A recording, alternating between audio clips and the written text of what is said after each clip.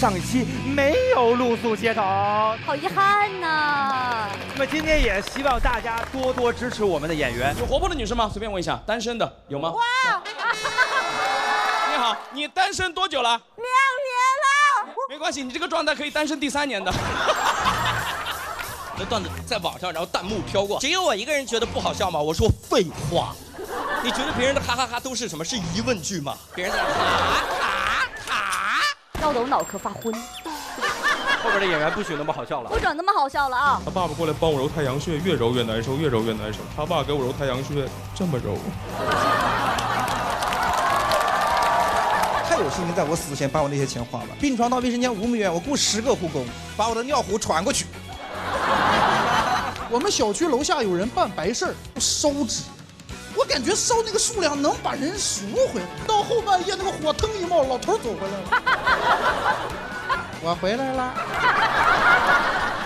我前段时间把《星汉灿烂》我又再看了一遍，其实你总能发现几个已经睡着了的大哥们，头盔也是歪的，然后拿着刀。本节目由拍照就能赚，拍得多赚得多的闲鱼独家冠名播出。自适应喜临门呼呼任性睡。本节目由喜临门呼呼联合赞助播出。本节目由长康100%纯粹、长康100%对味的长康纯芝麻油赞助播出。连接你的热爱。本节目由大麦演出联合出品，买票上大麦。我说好的雅利安，全都好的雅利安，必须好的雅利安，后面来造一圈。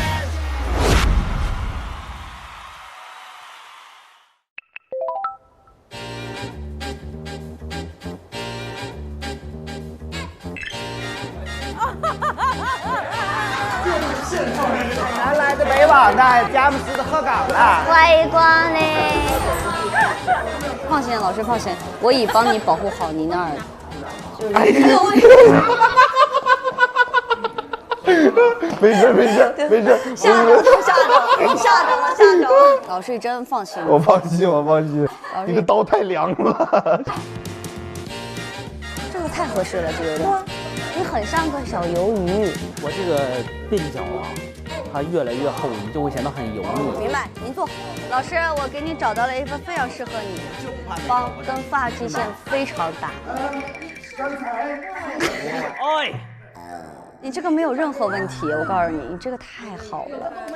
老师，你今天要上台对不对？我上台的，对。你这个已经就是赢了。你觉得这个往外撇点好吗？往外撇点好点。好，是吗？这样。哎呀，这好啊！哎，发型真的国泰民安。这个太好了。对，露丝老师，您重点讲一讲它好在哪里？俏而不娇，火而不燥。哎呀，你看看，我现在忍不住的要动一动。整个流畅的脸型更加流畅。这个发型很好的掩盖了我的缺点，那个发型可能是我以后努力的方向。放心吧，这一点点的小改变，你今天就是全场最引人注目的焦点。对，最炸的就是你了。对，你们是不是跟每个人都这么说的呀？哎，你怎么知道？你说这跟大老师多像？哎呀，谢谢您。我们说屋顶，说哎，帮我想一个开场小段儿，怎么快速的跟观众建立连接？屋顶着火吧？哦，屋顶会着火哦，哎，这个好，这个好，这个你看多好。你可以故意说它很冷，然后你说这是我干的，对，这倒不用故意。老板，坐好了。我的天哪！你看我这也 OK 吧？哎，我们这个显脸小哎。这个地方可以把麦待会儿挂在这儿，还实用。老适合。小鹿，你帮我看看稿子呗，我想优化一下。别急，我带你先去海上放松一下，走。来感受一下喜临门呼呼智能床垫，它能自动适应你的睡姿，精准承托你的肩、背、腰、臀、腿，就像飘在海上一样。真的耶，这就是传说中的零重力感觉呀，可以呼呼任性睡了。你先让身体飘一会儿，灵感自然就飘出来了。我们往这边呗。走着，怎么还没来？神秘嘉宾迟到了。现在有点大牌了，神秘嘉宾。哎呦，哎呦，哎呦，这不是sketch 脱口秀演员加作家爸爸吗？我要烟牌。给我擦皮鞋。你好，周老师，你好，你好。看看你最近的健身食谱。谢谢。哎呦，我来看看您，您俩还挺好的就行。那我就先走了。你回去给孩子带个好啊。好嘞，好嘞。我要录。带你来录啊，带你来吧，看看。哎，像不像咱以前啊？但不会有这么多观众。哎，咱们以前演最少的多少人？没人儿，我记得那是期末在6个演员，然后没观众。有请观众入场。老板，我待会儿也上台。哦，你也上台，放心，我觉得这个好。哎，好哎，好哎。老师，你们这边有什么诉求？我的诉求就是，我觉得你指导我一下，我平时生活里头照什么样打扮就行。你现在就挺生活的。那我今天就保持这个造型了，我就先感谢。没有问题。Hello， 露丝。哎，老师你好。你在这营业，然后给大家。对。这造型有什么新造型？我看看。这怎么样？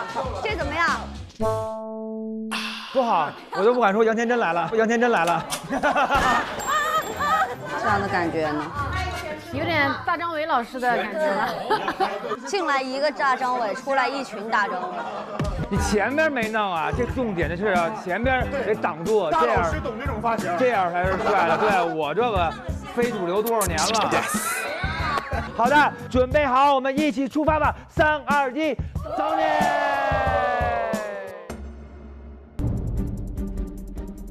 大张伟。你们好，我是今天的热场演员叫包凯，欢迎你们来到我们的演出现场，欢迎朋友们。我真心实意的把他们交给你们了，好不好？好，谢谢你们，祝你们今天玩得开心，拜拜，再见，拜拜。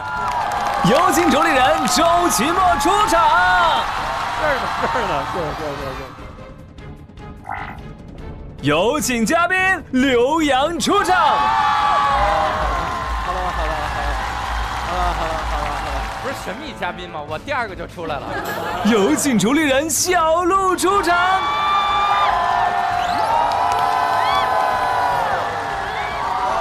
让我们掌声欢迎大老师露丝带来的开场秀表演。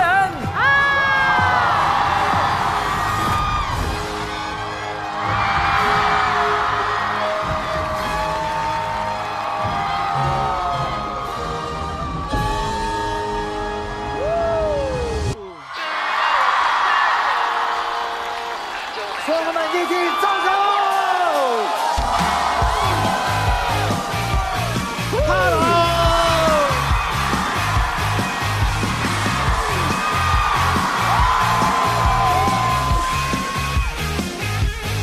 我不生气，别和傻子置气，都不至于，都跟我没关系。你说什么就是厉害就是肤浅。我不生气，别跟自己较劲。我爱自己，要爱自己，我要爱我自己。这个世界美得要命，一身哲学胆气，远不走心。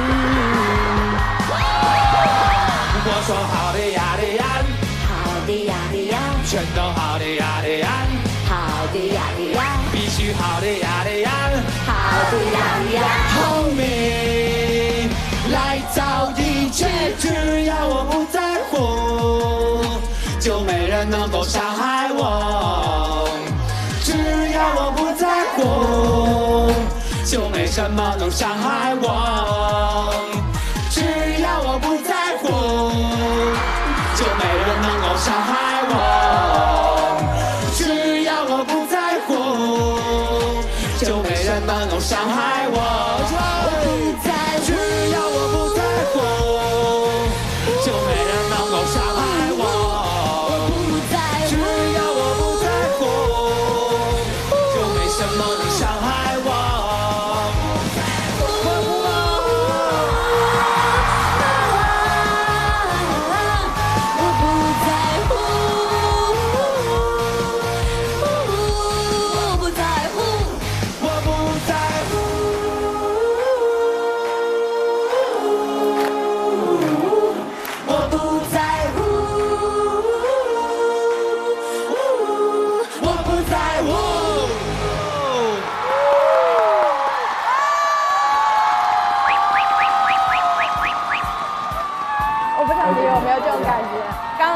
三个一起蹦，哎呦，我眼泪要出来了。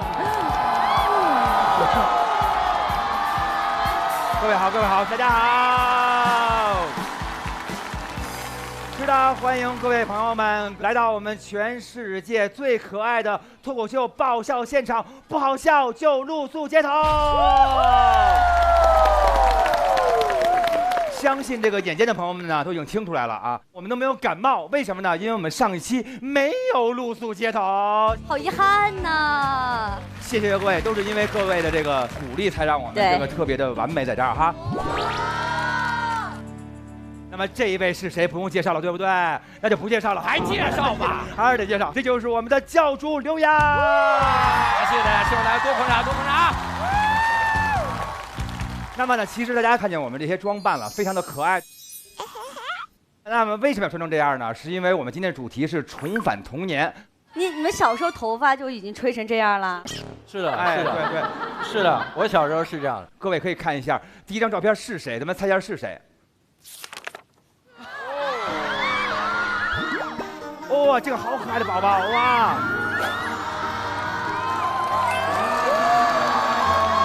好美。陆姐，陆姐，这是在测风向吗？是西边的风啊。这个是截图，旁边还有我的同桌，我俩是摆了一个这样的。哦，等于他的这边是这样的。哦，合体了。咱们看一看这位小姑娘小时候。哎，这大老爷们儿小时候会是什么样的啊？来看一看。哇，你看这是，小时候就当门头，这是日常穿搭，小时候睡觉啊。这小板，这小板。哎呦喂！哎，我准备了这个。露丝不信我小时候是这样，我真是这样。小时候 ，gangster。哇，真的哎。好嘞，咱们再看下一张。下一张更正。太像。哎呦。这谁？这是马东老师小时候吧？这么瘦啊！大老师，您小时候那时候是正科还是副处啊？你看我当时竖着2个犄角，是不是？站在后边多开心啊！那是另外一个人哦，那不是我哦，前面那是我呀哦，我也忘了我小时候什么样了啊。旁边那是周奇墨吧？我哦，咱俩小时候一个团的啊，我们俩以前一个啊。哎，赵露思老师正好站在这儿，站在这儿，哎，你仨拍的，正合适，哎。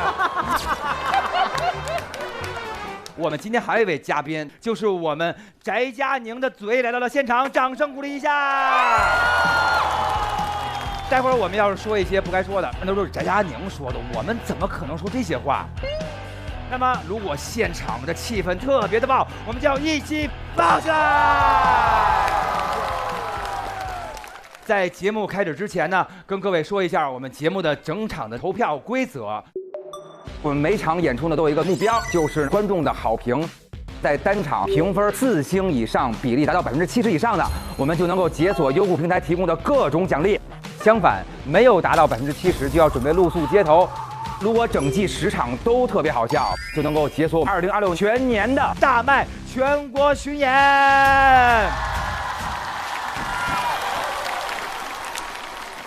大家知道这边是天花板，这是谁？这是我们天来了，天花板的天都来了。既然我们的教主刘洋来了，就马上有请到我们的演员二狗老师带来开场表演。什么？他是脱口秀线下票房第1人。目前国内脱口秀互动最卖座的演员，他的演出开票30秒售罄，创造了脱口秀史上最快售票记录。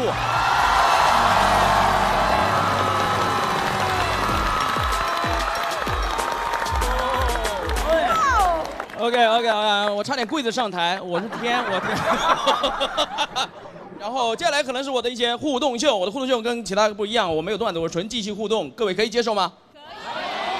那互动上可能会有一点点冒犯性，可以接受吗？可以。哇，你们好热情，非常好。那 OK， 那我们要开始了。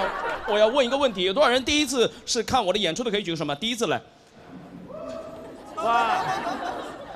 还是有这么多没见过世面的观众，非常的。OK， 那接下来我要开始互动了，我要在台上还是下来 ？OK， 那就下来好不好？哎呀，我下来发现更矮了，还不如在台上呢。你知道我的口号吗？我就喊了啊！如果不知道会很尴尬。来了，众所周知，我们一级班的第一排是。OK 啊，那么就随机抓人了。你好，这位帅哥，第一次来吗？第一次。啊，非常好。您是单身 ？Yes。啊，好。你还会讲英文？怎么称呼你？兰兰。兰兰。哦，叫 Blue Blue。非常好 ，Blue Blue 是单身。你谈过几次恋爱？想不起来了。没关系，你想一会儿，来换到这边。你好，帅哥，单身。不，这我女朋友。哦，女朋友。哦，女朋友，你们在一起多久？303天。哦，你是个303。可以。你怎么追到她的？来分享一下。直接表白。怎么表的白？来尝试一下，再说一次。我爱你。就这么简单。你谈过几次恋爱？2次。非常好，上一次也这么表的白吗？差不多。上一次怎么表的白？上一次。哎，别结巴。你是喜欢上一个还是喜欢这个？上一个是。啊，不用回答。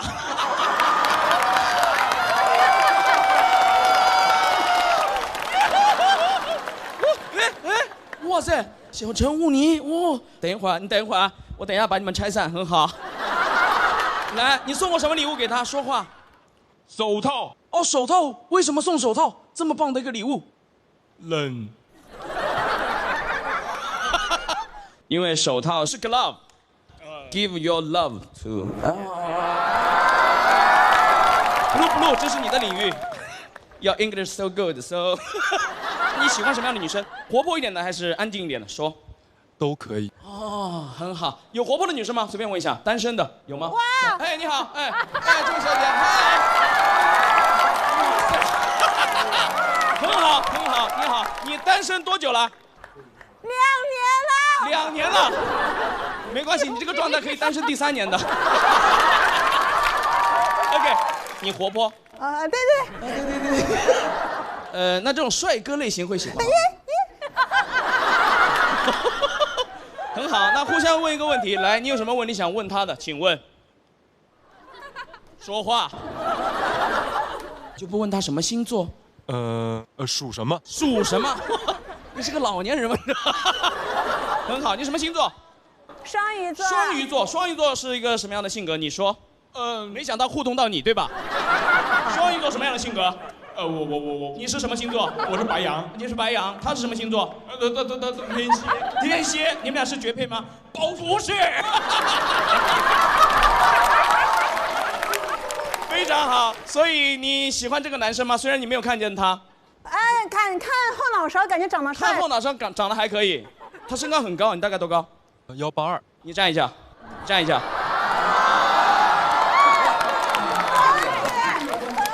为什么要这样呢？在展示发际线，还是没有脱发，发际线。来，你替他问一个问题：如果你再次谈恋爱的话，你会问那个女生什么问题？你会跟我。所以你真的想再次谈恋爱？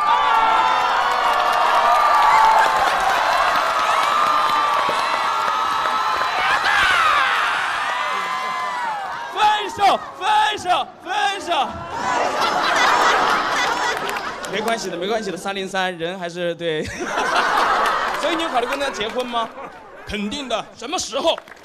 等我赚钱。一看没准备。你现在做什么工作的？我现在还在上学。哦，还在上学？哪一个学校？湖南工商大学。哇，非常好的学校。哇，你们都不给面子的吗？再来一次，什么学校？湖南工商大学。非常好，还有吗？这边还有吗？稍微年长一点，这位弟弟你好，您多高？171。你站起来。你已经站起来了吗？比我高一点。来，弟弟上来，别害羞。你追过女生吗？追过。怎么追的？我写个纸。别抖，没事的啊，慢慢说。我写个纸条给她，结果写个纸条给她，她有男朋友。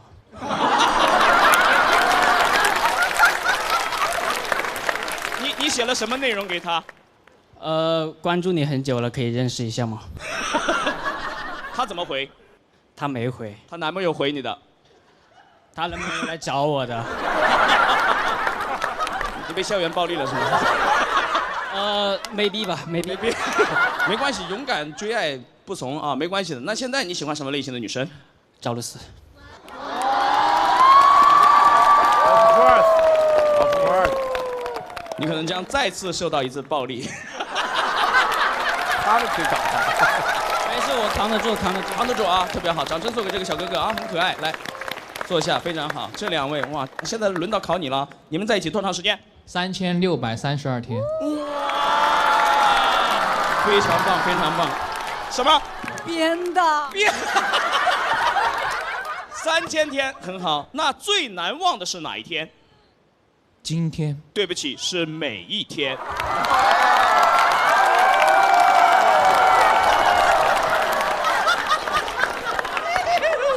很好，所以你最喜欢他什么？说他3个优点，预备开始。可爱、善良、美丽。没有内涵，非常好。来，你夸奖他，来，内涵，只有内涵。反应真快呀！这个拉满了，这个。很好，所以你们两个是结婚了的状态还是没有？结婚了。那你有送过什么比较难忘的礼物给他吗？有。好，跟你互动特别的开心。OK， 好，差不多了啊，差不多了。我们最后来一位吧，最后来一位。来，哎，你好，哦，这位小姐很高，你大概身高？1.72米。您尽量就不要站起来。您的择偶标准大概什么样的？张伟那样子的。哦，谢谢。喜欢这种蹦蹦跳跳、活泼的是吧？喜欢有内涵的。有内涵的，好好。如果我一个朋友他也蹦蹦跳跳怎么办？那我还是喜欢大张伟。那没有办法了。本来我想帮一下我的那位朋友，曾经写过情书的朋友。OK， 大概就是这样啦。今天还开心吗，各位？开心。希望各位每个人都能找到属于自己的那份真爱，好吗？好。谢谢各位。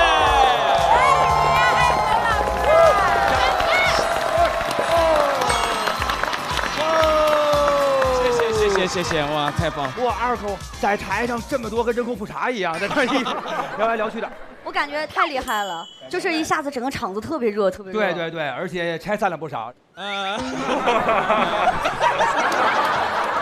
聊来聊去的，二狗想问你个问题。你问。脖子都去哪儿了？你会出很多表情包。因为你一抬手的时候脖子就进去了，一抬手脖子就进去了。其实我有个外号叫龟丞相，太可爱了。我们其实没有在线下看过二狗，但是一直都知道二狗是线下互动非常厉害，而且他线下互动都是那种1000人以上的专场，就是满场飞，是不是二狗？啊，他们没听懂，再说一遍，1000人以上的专场。二狗老师是为数不多的我们演员平时谈论他第一个先想到的就是票房，因为他真的好火，真的好火。每个演员都是他一天演这个这么多场，票价多少钱，然后每个演员都在算，哎呦，我离他还差多少。不敢，我的票房只有303。二狗，我们之前合作过，也是专场的时候，二狗我有帮刘洋老师主持过专场。对，当时为什么不相亲？他们开发出这个技能。对，那场之后他就开始到处给人相亲。感谢二狗啦，谢谢你的表演。谢谢各位。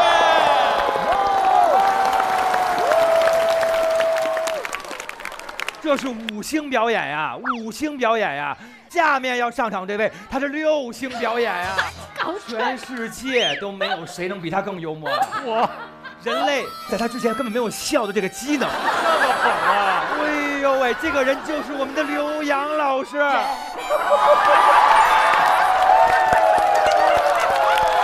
教主，哇，他太棒了！这样抬人特别可爱。教主5岁就学会了背。快跑！可以了，教主麦关了。压力太大。哎，谢谢，很难在一个相亲的场子里面，然后来正经的讲段子，我天！要不我也相亲吧？如果再给你一次，他真的要死了，太可怕。然后这次节目组让我来，然后我说我讲什么主题，他说你可不可以讲一些就上了节目之后你们脱口秀演员未来的坦途，说给这些弟弟妹妹未来一些个希望。那就给大家介绍一下，是这样的，这2年因为参加了这个一些个综艺，然后也是能接到一些个影视剧了哈，然后前2年演了一个男1号。牛只能吹到这儿了，演一个脱口秀演员。哎，我去之前真的很轻敌。我去之前我在想，脱口秀演员我去演，那我根本什么都不用准备。当时那场戏是我要在一个酒吧里给80个群演讲段子。我说那天呢，我就直接上去讲段子。群演听过这么好笑的段子吗？啊，那群演不得笑死几个啊？太轻松！我天，各位，我真轻敌了。那场演出是这样的，各位，我先给你介绍一下，那场戏是演一个我的角色通过那场演出发现自己有说脱口秀的天赋。我演完那场之后，我这个演员发现我没有说脱口秀的天赋。哎，各位，我们这行大家线下演久了之后是有阅读剧场的能力的。比如说你进到一个剧场，大家都很嗨，我的潜意识就会告诉我讲快点。如果大家都很沉闷，我的潜意识就会告诉我讲慢点。那天我一进那个现场，我潜意识说跑。我说啊，已经来不及跑了，我天了，80个群演。各位是这样的，你们知道群演是训练有素的人。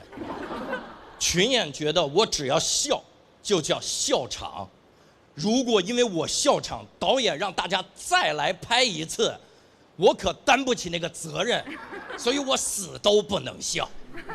他死都不能笑，我差点就死在那儿，那太可怕！你见过80个人同时开震动的模式吗？我今天讲段子，群演在那，有一个群演已经不行了，我说大哥想尿就去尿吧，大哥。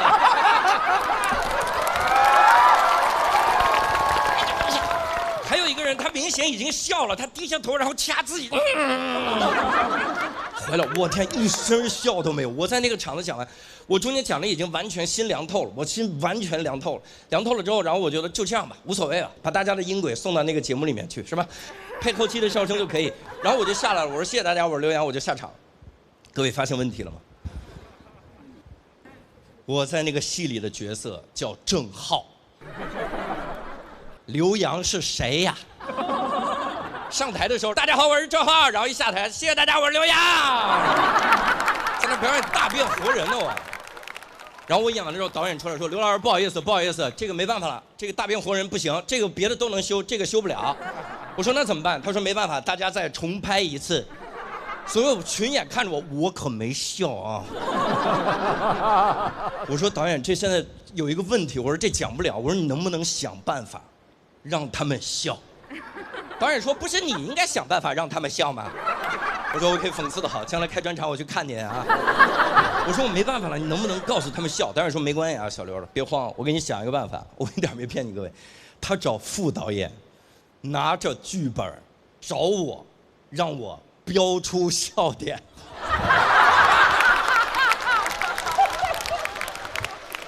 我讲了10年单口喜剧，我没有受过这种羞辱。我以前在网上我多狂啊我那段子传到网上来一个我怼一个，谁说不好笑我都怼谁。我那段子在网上，然后弹幕飘过，哈哈哈哈哈哈，笑死我了，笑死我了。然后一个弹幕，只有我一个人觉得不好笑吗？我说废话，你看不出来只有你一个人觉得不好笑吗？你觉得别人的哈哈哈都是什么？是疑问句吗？别人在那哈哈哈。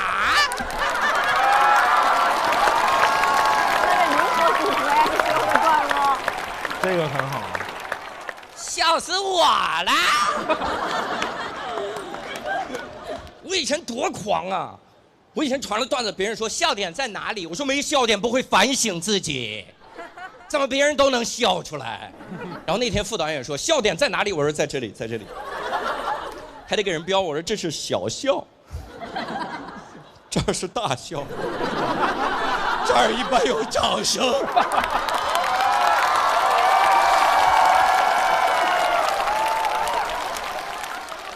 然后我一点没骗你，那个副导演这样，他说：“刘老师交给我。”我站在那儿讲，他站在我的旁边，拿着剧本指挥群演笑。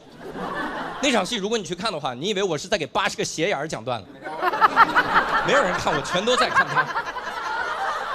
说真神奇，80个观众同时落枕啊！但不得不说，群演的笑比各位牛多了。各位只会一种笑，叫自然而然的废话，哈哈哈。那本来你要怎么叫？还有，各位只会一种程度的笑，各位就只会自然而然的笑。这段子到哪儿我就笑到哪儿。群演不一样，群演的笑有层次。然后那副导演在旁边告诉他们，一点没骗你，他是这样。这是小笑，这是大笑，这是波澜起伏的笑。群演太厉害了，群演笑断戏不断，每个人都在非常的到位，在那儿小笑，大笑，波澜起伏。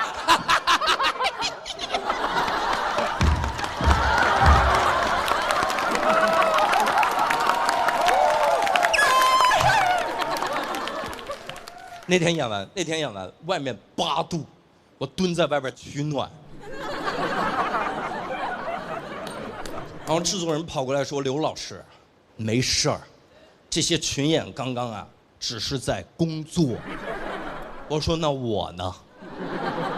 我刚刚是在渡劫吗？我刚才。”然后我还经历过一次渡劫，去年我去了一趟那个西班牙，我去西班牙的时候，当时也不知道怎么脑子抽了，晚上我跟我老婆说，我说咱们看一个音乐剧，看西班牙语的音乐剧。我老婆说那能听懂吗？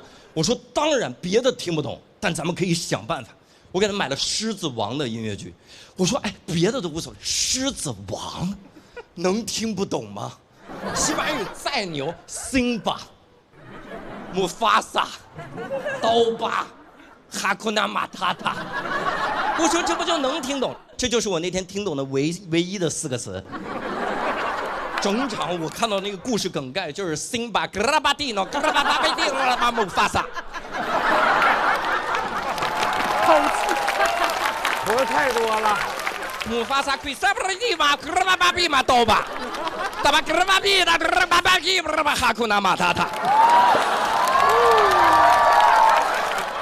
中间还有个意大利演员，明显在抖包袱啊，他在那笑着，底下他笑的都不行了。有个小偷正偷老大爷都停下来笑一会儿，笑的不行了，我都被冒犯了，那是我人生第一次被冒犯，我都差点站起来说，只有我一个人觉得不好笑吗？谢谢大家，我是梁教授，谢谢大家。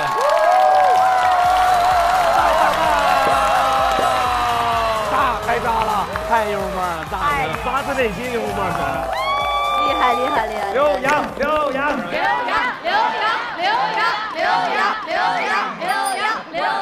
冠军，这冠军亲口认的冠军。哎，露丝，这拍戏的时候也碰见过这样的状况吗？挺多的。其实我们经常会去看我以前拍的古装的一些就是画面，其实你总能发现几个已经睡着了的大哥们。在哪儿？就是总会有那种情节，就是女主被围困了，然后会有很多士兵拿着刀就会这样，然后这时候睡着啊。旁边有一大爷在那儿，不可能啊！远处大爷嘛，远大爷，就是远一大爷。这声音太大了，这可能不是睡着了，这有点危险了。大爷是个桌板在那儿呢，放刀用的啊。仔细看，因为我前段时间把《星汉灿烂》我又才看了一遍，然后呢，我就看到里面好多睡着的大哥大姐，好多，那个头盔也是歪的，然后拿着刀。你认真看，我这次就是专门我没明白，一堆大爷这样，这不丧尸片吗？就是一个。那也不是全部里面总会有几个大哥，或者就是那种想笑场，但是被拍进去了，就是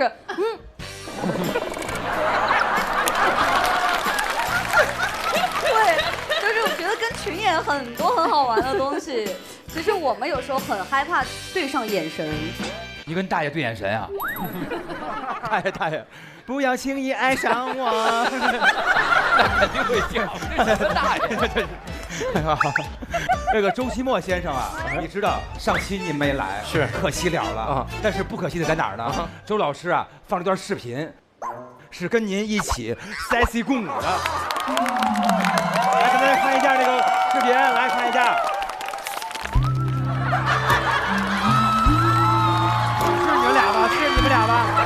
俩吧。哦，那个黑色衣服的是教主，那是你啊？对，这是我吗？对啊。哇塞！我昨天以为黑色衣服的才是周老师。不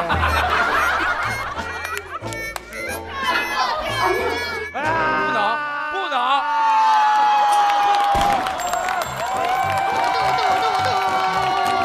我们专门给你准备的。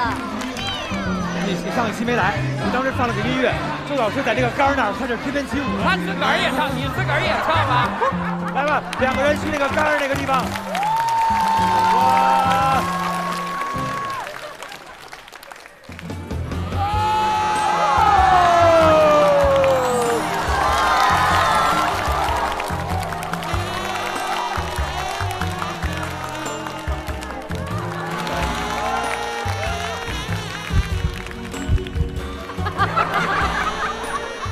周老板，周老板，周老板，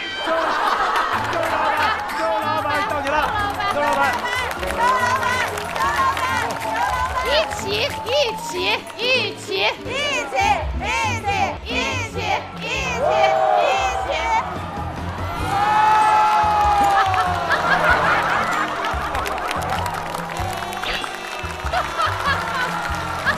这给钱真干活啊！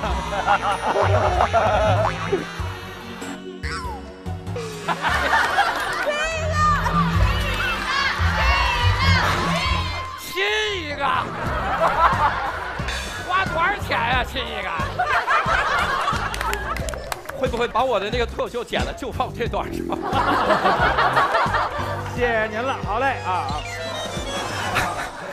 这都累差不多了。然后呢，大家知道，其实我们这个周奇墨，还有那个教主，还有小鹿，然后当时你们就是一起创业的，对吧？当时，哎，你们有4个人。你要聊这个话题，没必要先跳那个舞。没必要，没事，说明就是生活所迫呀。就是说，我们创的哪个业？什么都干得出来啊。然后这个当时这创业，就是说，因为当时脱口秀在咱们这边还没有特别的普及啊，对吧？4位就当时创的是单立人吧。对，算是单立人的创始演员。对啊，因为当时这个脱口秀这个东西，或者说即兴喜剧，在咱们这边是一个很陌生的一个事情。是，怎么就觉得这事儿能干了？是什么信念就觉得这事儿我肯定能干？就是赌，就是赌啊！结果赌到了今天，发现赌对了。哎呦，一路的闯过来了，哎。当时我们就是，比如说我跟那个石老板出去宣传演出、地推演出，那个海报就只有那么人手1张，然后观众想要1张海报，我说不行，我们就只有这1张，您看完演出信息自己拍个照，然后希望您到时候自己过去。又回收了，对，把观众往剧场里引。来。早期我们一起录播客什么的，其实也没有地方可以去。我记得蹭人家咖啡馆外面的桌子，也不买咖啡，就在那干蹭。最安静的一次是在教主车上，那个时候我已经有车了。哇！大家不要笑，独轮车，当时两边独轮车一直等。他们怎么录，我就这么录。你扔我们3个人这样，哎，真是单立人，我在那。真的是独轮车来了，你说喜剧不喜剧？哎，是，确实，但是这个当时是心酸，现在想起来都是笑话，是不是？就是感觉过去的这些没白受苦，笑得我脑壳发昏。后边的演员不许那么好笑了，不准那么好笑了啊！那么，所有朋友们，我们今天已经把前面的内容都演完了，马上就是我们的新人表演啦！哎，演那么渣干啥呀？我上场之前，我是有一点担心自己接不住。这将是我在人类历史上留下最紧张的一段视频资料。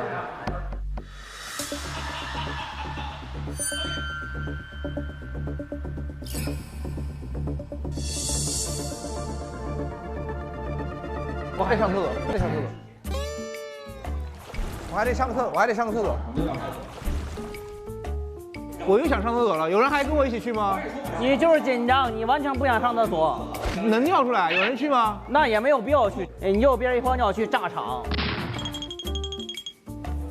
我还想再去一次呢，应该来得及吧？那么我们第一个登场的这一位就是我们的大龄未婚中年男性，他是我们的刘三变。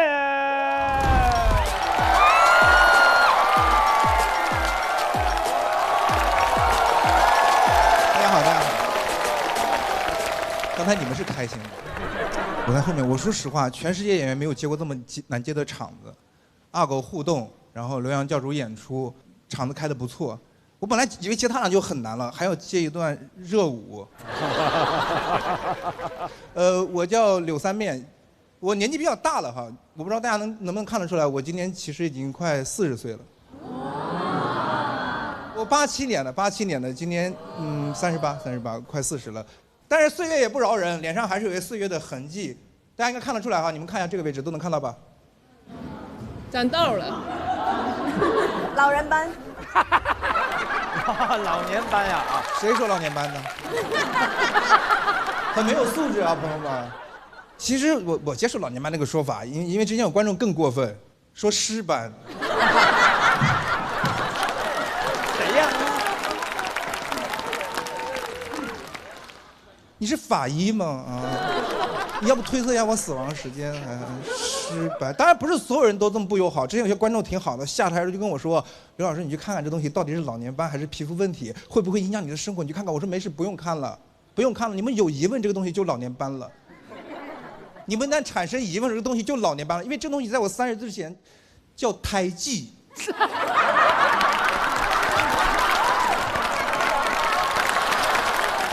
也就这2年才叫老年斑的，再过2年可能真就是尸斑，我努力啊。年纪大了没有结婚，面临很大的催婚压力。但是其实我觉得我妈压力也很大，因为她催了我10多年了，20年了，她没有什么好的话了，现在已经开始胡言乱语，我已经听不懂了。有一年过年回家，我妈老远看到我，问我：“哎，怎么自己回来了？老婆孩子呢？”我说妈，咱们娘俩这关系，我结婚应该会通知你吧？我没结婚吗？我哪来老婆孩子？他说哦，哎，没结婚呀。哎呦，你还知道没结婚？你不结婚不生孩子，挣那么多钱有什么用？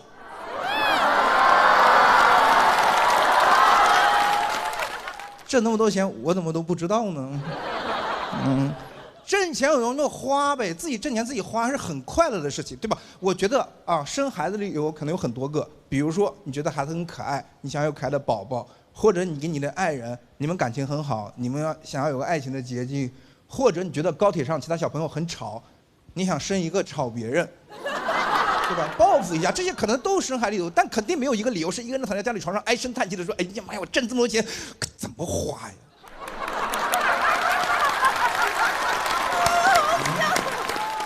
愁死我了，这怎么？哎呦，生个孩子吧，要不？毛病，不生孩子挣那么多钱有什么用？传到我耳朵里面，我听到的第一个意思就是生孩子养孩子要花钱，对吧？现在很多年轻人不愿意生孩子，就是养孩子太费钱了。我说实话，坦率的说，我快40岁没有孩子，我也越活越自辛苦挣的钱给别人花，我舍不得，哪怕是我的孩子。有人跟我说，你有这种想法是因为你没有孩子。当你有了孩子以后，你自然就给他花钱了，你自然就给他花钱了。同学们，自然就在这里表达不得不的意思。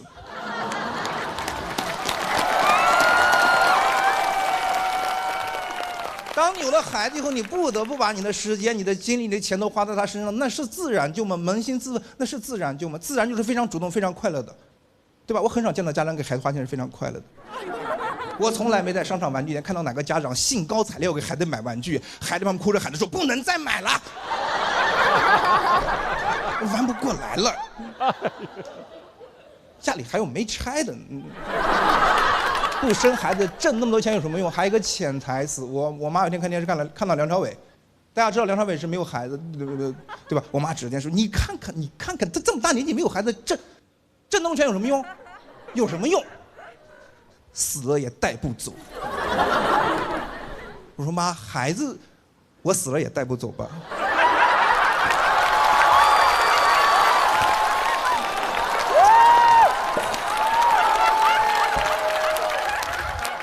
你不是想把我带走吧？你要这么想，你跟我说呀，我准备。其实我也做了点准备，我都长尸斑了嘛。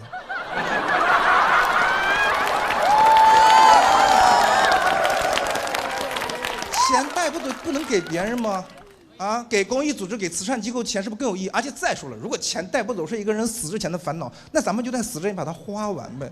这是什么很难的事情吗？对吧？很简单，我太有信心，在我死之前把我那些钱花完。我有的是办法，我躺在病床，一天吃8顿药。那个麻烦护士，全给我拿进口的，不能走医保。干什么呢？不用挑，你就随便拿就行了。你随便拿，我不用对症。我就想吃饱。不，你什么要我什么病？靶向病。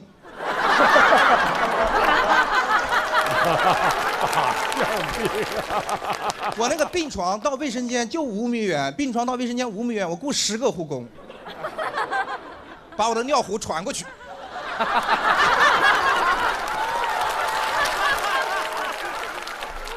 钱还有花不了的，普通人还有钱花不了烦，你们有钱花不了烦恼吗？对吧？普通人没有钱花不了烦恼，我太有信心，在我死前把我这些钱花完了。哎，别说死之前了，已经在画画碑了，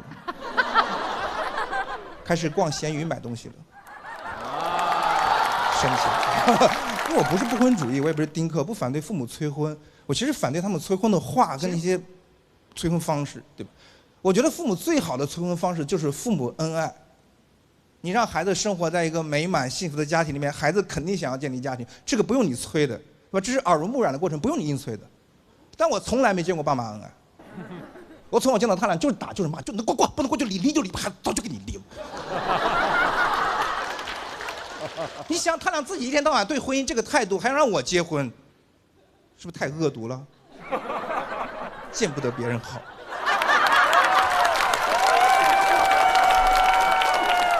自己深陷泥潭，非要帮我往里拉，多恶毒呀，朋友们，多恶毒啊！我上次看到这么恶毒的案例，还是美食 APP 一个差评，说很难吃，已推荐给同事。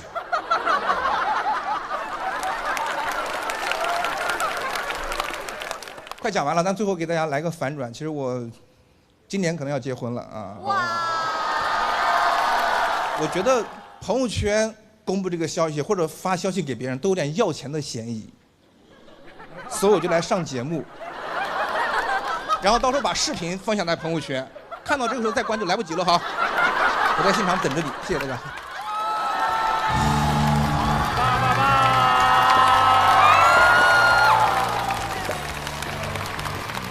给我们的新人啊多一些鼓励。三变今天这个演出旗开得胜啊，是吧？完全接住了这些人的场子啊！因为我感觉柳三变他的难得之处就在于他的段子有递进，他是抽丝剥笋、层层递进，他不是说只是简单的催婚的事儿的罗列，对，否则那个很容易俗套嘛。对，所以柳三变的文本你一看就是非常严丝合缝，文本能力非常强，是，节奏都特别好。谢谢。我们柳三变是微博大 V， 我能听听有多微吗？有300多万粉丝。但是发一条微博就2条评论，很真实了，真爱粉了，那都是你走的时候都能一起带上。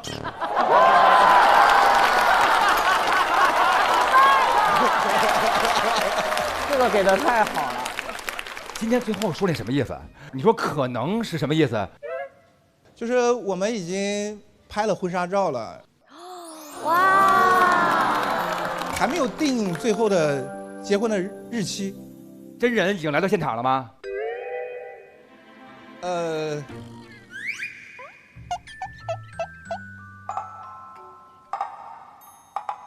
你们安排了是吗？哎，他看我们安排，这得我们安排吗？咸鱼先生一代通套就是我亲爱的。今天我觉得肯定是因为还是有一些爱的表达。求婚了。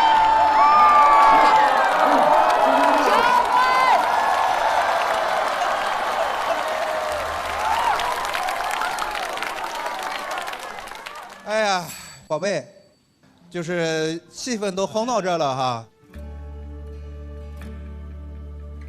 我也没想过，就是真的没想过会有这样的一个环节，但是就没有准备很漂亮的话。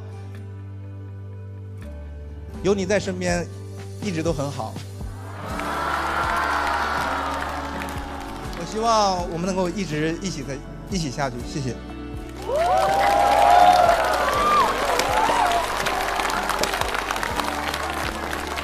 好感人啊！看别人结婚每次都很感人。哭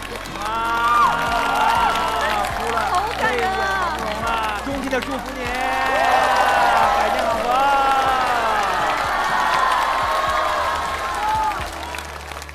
我对我自己求婚的表现，我觉得拉完了，可能是吧。我就觉得跟他在一起挺开心的，能够一直在一起，就挺好的。我们日子会好起来的，你相信我。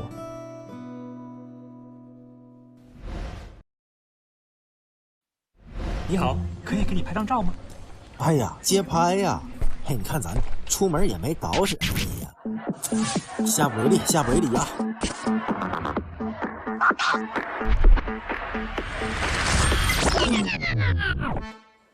啊，拿我当人肉货架啊！咔咔一顿拍，咸鱼还能拍出钱来？上咸鱼，想要赚钱你就拍拍拍拍拍拍。我衣服呢？钱你就拍拍拍拍拍拍，潮流配饰都能拍，赚钱哪种也能拍。上咸鱼赚一笔，拍得多，赚得多。别把我给卖掉了，退单。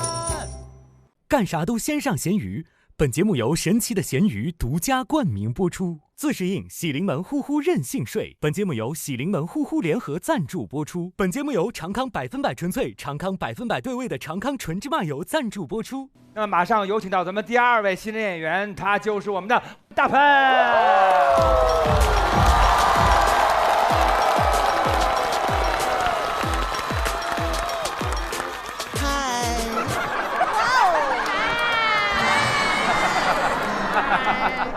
大家好，我是大鹏啊，我也是个中年男人，我今年43了。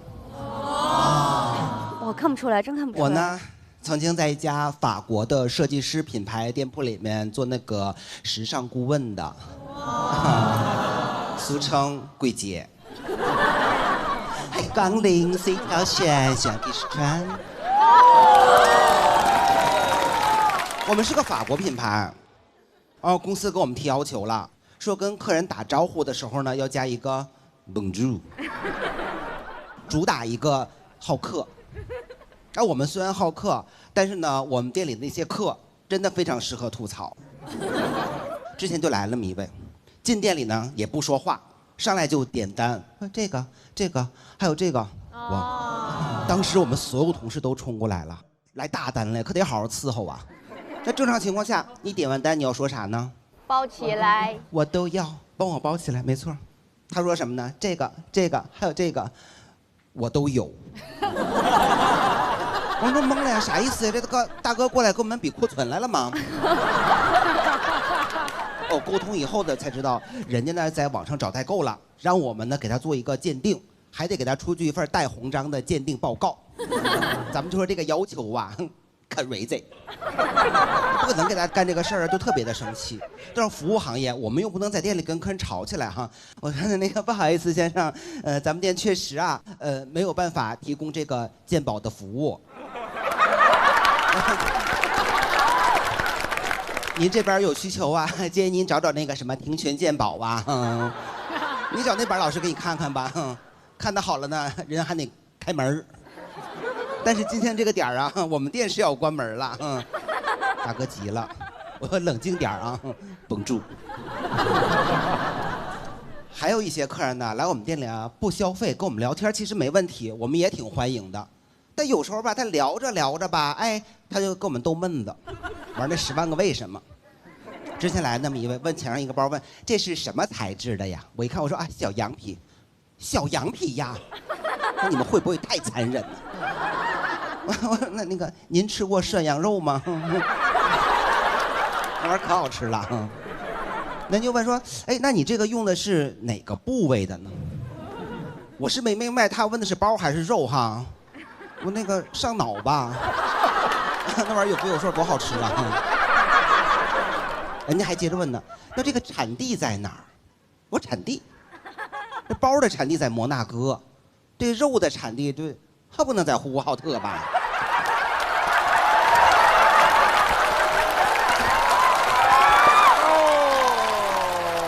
人家还能跟你接着往下聊呢。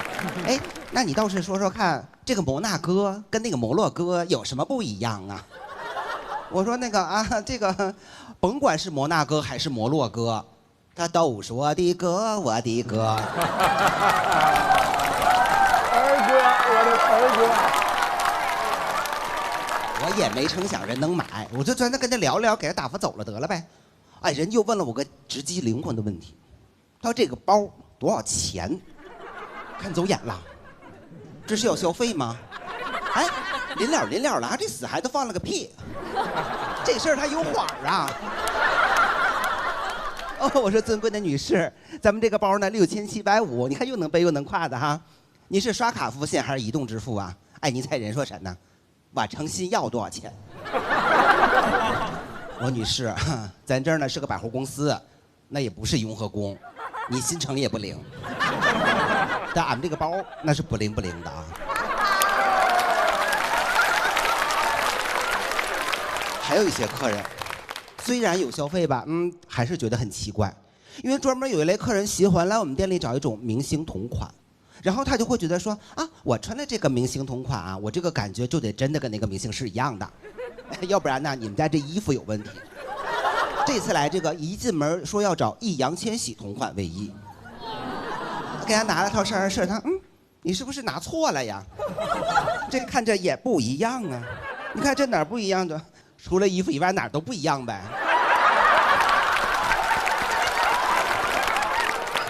最后呢，这单也成交了。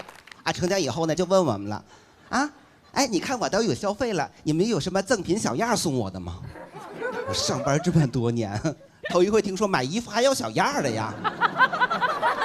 哎，你说这个肚脐眼又放了个屁，他是怎么想的呢？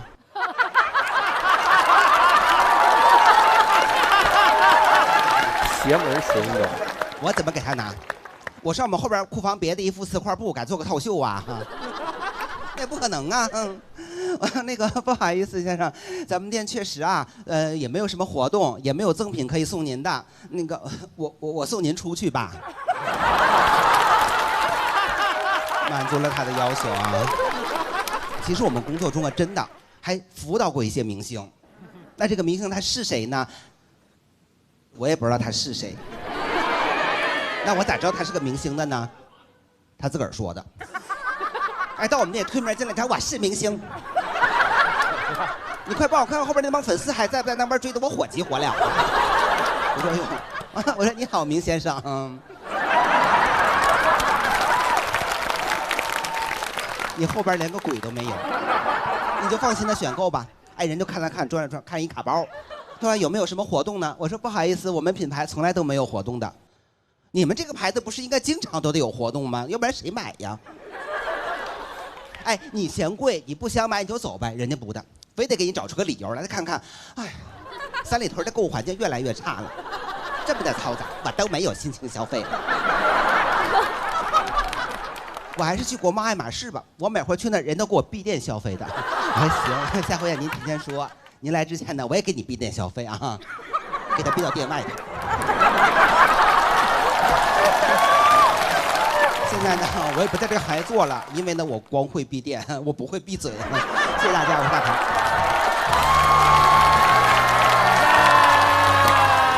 大盆，大盆，大盆，大盆，大盆，大盆，大盆，俩手，俩手，俩手，俩手，俩手，大盆，俩手也不行，俩手还不行，大不了。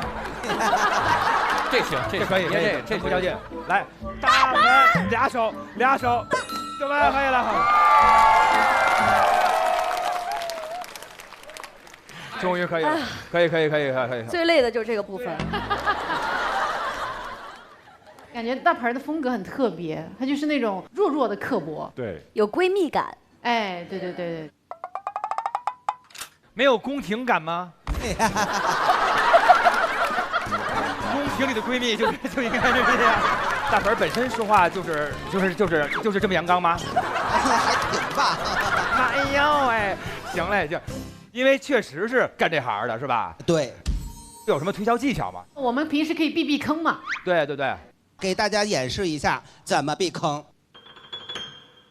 你来我们店里，你试了一条裙子，比方这试衣间，你就进试衣间了，你不知道要不要。这个时候，我的同事，你同伙就来到我旁边。这个我们之前有教过，这叫 team work， 哎，团伙作案。我这边出现问题，他就过来帮我了，就假装打电话。我说那个大盆啊，你客人那个衣服还要不要啊？这边那个苏州店要调货呢，那边有个客人也想要。啊，那你不能跟那个客人说一下，先从大裤调呗？我这客人还在考虑呢。全国就这一件了，你这客人不要，那边马上交定金了。姐，你那衣服还要不要啊？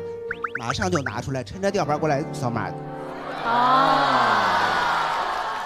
明白了，哇，饥饿营销，还有吗？陆姐是真的想听，对，陆姐被坑过啊。小陆，你到底想买什么呀？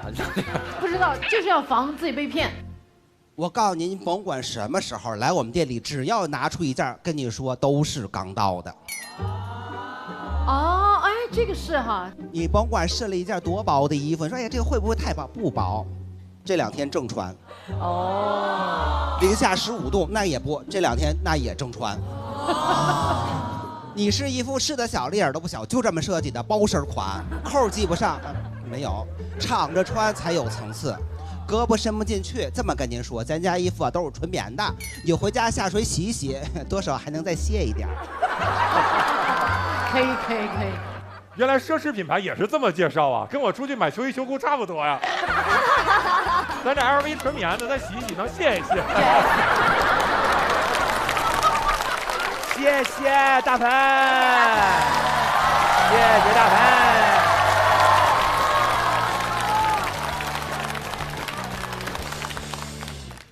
刚讲完之后，比没讲之前要放松很多。我就是一个非常大的心理活动，我就一直回想小鹿给我发的那个信息。能够有一个就是你喜欢的演员给你这么大的肯定，这么大的鼓励，我觉得反正对我是好使的。最终上台的表演，我自己还挺高兴的。那么下面一位，他非常擅长用眼神杀人，这一位就是我们的